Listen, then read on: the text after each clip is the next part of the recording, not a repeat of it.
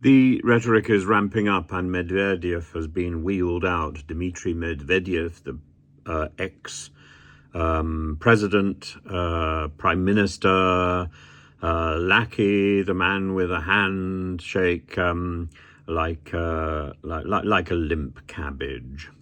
Mr. Medvedev has said that now, because of the UK's support of Ukraine, UK officials who have provided military aid in the form of equipment and specialists, de facto, this is leading an undeclared war against Russia, and that being the case, any of its public officials, either military or civil, who facilitate the war can be considered a legitimate military target.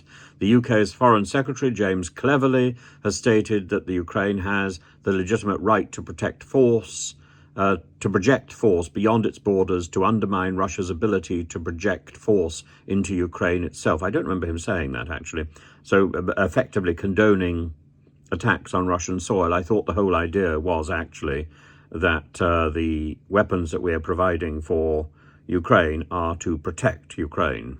According to him, Medvedev goes on, legitimate military targets beyond Ukraine's border are part of its self-defense. He continued, the goofy officials of the UK are our eternal enemy, and so that's why so many of these people have houses and property and have made investments in the UK. Our eternal enemy should remember that within the framework of the universally accepted international law, which regulates modern warfare, including the Hague and Geneva Conventions with their additional protocols, their state can also be qualified as being at war.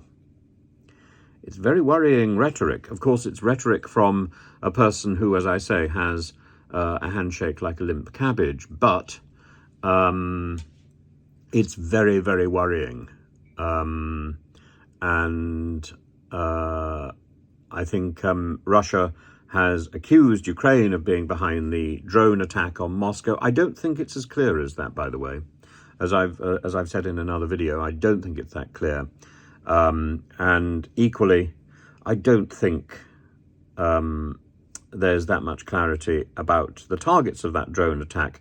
What I do think is that Russia has been consistently attacking civilian targets across Ukraine, and that this is a way of trying to change the moral rhetoric, and it's a sort of pity me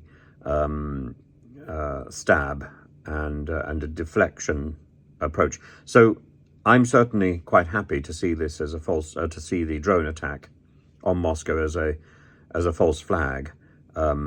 But equally, I've looked into this in another video, so do look at that, and I'll deal with some of this a little bit later. Have fun.